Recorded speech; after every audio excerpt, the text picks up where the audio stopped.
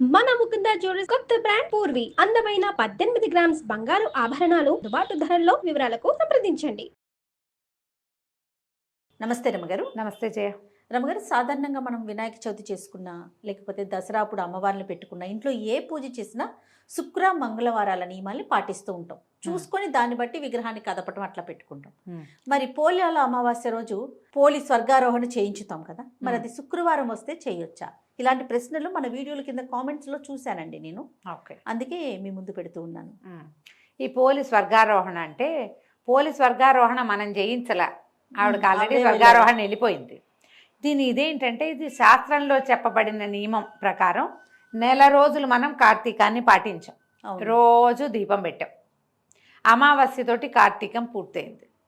తెల్లవారితే పాడ్యమి మార్గశిరం మొదలు. చిట్ట చివరి దీపంగా ఈ పాడ్యమి ఘడియల్లో దీపాన్ని విడిచిపెట్టడం ఒక పద్ధతి. శాస్త్రంలో కూడా చెప్పారు. ఈ పాడ్యమి నాడు పోలిపాడ్యం అని ఇప్పుడు చెప్పుకుంటున్నాం, పేరు ఇప్పుడు పెట్టుకున్నాం మనం. అంతకుముందు అది మార్గశిర శుద్ధ పాడ్యమి. ఇప్పుడు ఈ పోలమ్మ కథలో, పోలి కథలో ఆ అమ్మాయి మార్గశిర శుద్ధ పాడ్యమి నాడు దీపం పెట్టింది అని కదా విన్నాం మనం. అవును. అంటే అప్పటికది పోలిపాడ్యమి కాదు. ఆమె ఆ దీపం పెట్టిన నాడు పోలిపాడ్యమి కాదు. ఆమె మార్గశిరం నాడు నెల రోజుల వ్రతాన్ని పూర్తి చేసి 31వ రోజున దీపం పెడితే ఆమె కోసం దేవదూతలు వచ్చారు, విష్ణు పార్షదులు వచ్చి ఆమెను విమానం ఎక్కించుకుని తీసుకెళ్ళారు కదా. ఇప్పుడు మనం పోలమ్మని సాగనంపుతున్నామా, దీపం పెడుతున్నామా? రెండే పాయింట్లు. ఒక ఆన్సర్ చెప్పు టకీమని. దీపం పెడుతున్నాం కదా. ఇప్పుడు మనం పోలిని పంపటల్లా, పోలిని తీసుకుపోయారు వాళ్ళు తీసుకెళ్ళారు. ఈ 31 రోజులు ఆమె ఈ విధి నిర్వహించటం వల్ల ఆమెకి లభించింది స్వర్గారోహణ. ఇప్పుడు మనమేమనుకున్నాం, పోలమ్మనే మనం సాగనంపుతున్నాం. పోలమ్మని మనం సాగనంపటల్లా, కేవలం దీపం మాత్రమే. దీపాన్ని పంపించి పోలికి ఏది లభించిందో స్వర్గారోహణ, అది మనకి లభించాలని మనం దండం పెట్టుకుంటాం. ఓకే. కాబట్టి పోలమ్మని మన ఇంటి ముత్తైదువుగా భావించి, ఆమెను మన ఇంటి ఆడపిల్లగా భావించి ఆమెను సాగనంపటం అనే భావాల్లోకి వచ్చేసారు క్రమంగా. అలాంటిది కాదు, అది కాదు. అవును, దీపమే. చాలా క్లియర్గా రమ్మగారు, ఎందుకంటే ఆవిడ్ని వాళ్ళు వచ్చి తీసుకెళ్ళారు కదా. అవును, క్లియర్గా ఉంది కదా. పైగా ఇది ప్రాంతీయపు ఆచారం, మనం చేస్తాం, మిగిలిన వాటిలలో చెయ్యరు. మనకి ఇక్కడ అలవాటు. ఇది శుక్రవారం నాడు అపోలి ఆడపిల్ల లేదా మన ఇంటి కోడలు ఆమెను పంపకూడదు లాంటి భావాల్లోకి వెళ్ళబోకండి. ఇది ఇక్కడ ముఖ్యం ఏంటి, పాడ్యమి ముఖ్యం. కార్తీక అమావాస్య వెళ్ళి మార్గశిర పాడ్యమి రావటం అంతే. అది ఏ రోజైనా కానివ్వండి, ఈ పాడ్యమి ఘడియల్లో మనం తెల్లవారుజామునే దీపాలు నీటిలో వదిలిపెట్టి, ఇక నీటిలో దీపం పెట్టేది లేదా వాకిట్లో దీపం పెట్టేదానికి స్వస్తి అని ఆపుకున్నట్టే. ఇందులో వేరే పుస్తకాలు వెతకక్కర్లా, చిన్న లాజిక్ ఆలోచించండి. నేను లాజికే చెప్తున్నా. అవును, పాడ్యమి నాడు దీపం పెట్టాలి. శుక్రవారం కాదని శనివారం పెట్టామనుకోండి, మార్గశిర మాసపు 2వ రోజు మార్గశిర శుద్ధ విధి అయిపోతుంది. ఎందుకు ఆ పని? అది కాదుగా చెప్పబడింది. అమావాస్య వెళ్ళింది, పాడ్యం వచ్చింది, దీపం అంతే.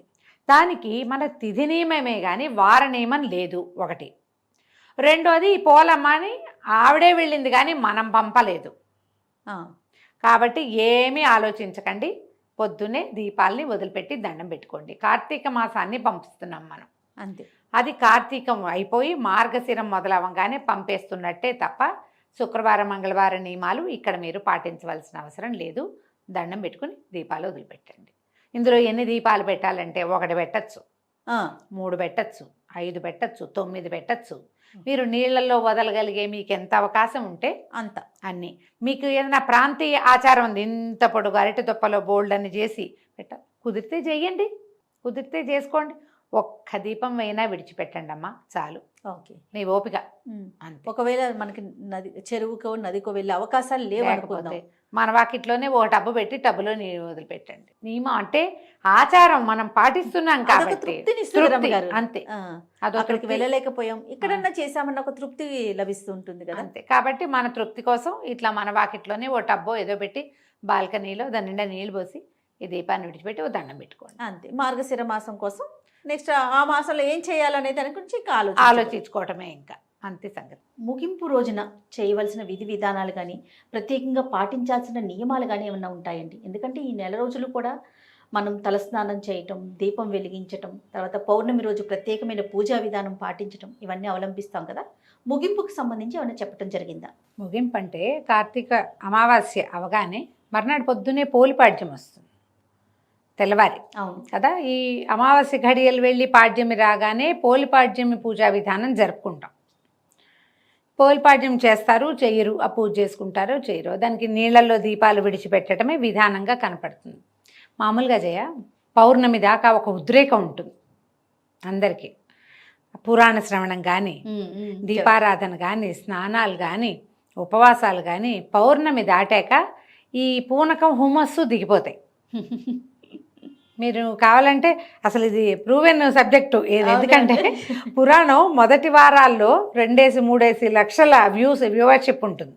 అవును, చివరికి వచ్చేసరికి 40,000 ఉంటాయి, 50,000 అంతే. తప్ప పౌర్ణమి తర్వాతే పౌర్ణమి నోవులు ఉంటాయి కదా, పునర్నోవులు అయ్యాక తగ్గిపోతారు. ఎప్పుడు కూడా ఒక మాస నియమం ఉన్నప్పుడు చివరి దాకా కొన్నిటినైనా తీసుకెళ్ళాలి. ఈ కొన్నిట్లలో జనరల్గా అందరూ తీసుకెళ్ళేది స్నానం, వాకిట్లో లేదా తులసమ్మ దగ్గర దీపాలు పెడతారు. దేవాలయాలకి వెళ్ళాలన్న నియమం పెట్టుకున్న వాళ్ళు దేవాలయాలకి వెళ్తారు చివరి రోజు దాకా. తర్వాత ఇంకేం చేస్తాం, పురాణ శ్రవణం. ఈ 40,000 50,000 వ్యూస్ ఉన్నాయి చూడు, వీళ్ళు నియమవంతులు అనమాట, మానకూడదు అని చివరి దాకా ఉండేవాళ్ళు. ఈ చివరి రోజున అమావాస్య రోజున సాధారణంగా ఏం చేయాలి, ఏం చేస్తామని అందరికీ ప్రశ్నలే ఉంటాయి. కొత్తగా ఏం చేయొద్దు. మీరు మొదటి రోజున ఎట్లా శ్రద్ధగా చేశారో అమావాస్య నాడు అదే శ్రద్ధతో చేయండి. అదే శ్రద్ధతో తెల్లవారుజామునే లేచి స్నానం, సూర్యోదయం అవకుండానే వాకిట్లో దీపం పెట్టేయండి, ఇంట్లో దీపం పెట్టుకోండి. ఆ రోజు ఉపవాసం ఉండి, ఇప్పుడు ఈ నెలలో 15 రోజుల దాకా ఉండి తర్వాత కొంచెం ముందు వెనక అయ్యి 2 సోమవారాలు ఉండి మిగిలిన సోమవారాలు మానేసి చేసిన బాపతు జనం కొంతమంది ఉంటారు కదా. అందరూ చివరి రోజున చేస్తే, మీరు మొదటి రోజున చివరి రోజున చేస్తే మధ్యలో కాస్త అటు ఇటు అయినా మాస నియమం పాటించినట్లుగా అవుతుందని ఒకరిద్దరు పెద్దవాళ్ళు చెప్తూ ఉంటారు.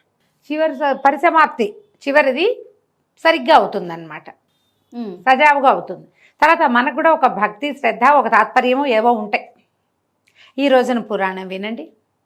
ఇంతకుముందు మీరు దానాలు ధర్మాలు చేస్తుంటారు, భోజనం పెట్టుంటారు ఎవరికైనా, తర్వాత ఎవరికైనా మోయిని ఇచ్చుంటారు, అదే ఏమన్నా స్వయం పాకం ఇస్తాము ఇచ్చుంటారు, ఏ బట్టలో దానం చేస్తుంటారు. అమావాస్య నాడు కూడా జ్ఞాపకం పెట్టుకుని ఎవరికైనా ఒక వస్త్రదానం చేయండి, అవకాశం ఉంటే స్వయం పాకం ఇవ్వండి, ఎవరినైనా భోజనానికి పిలవండి.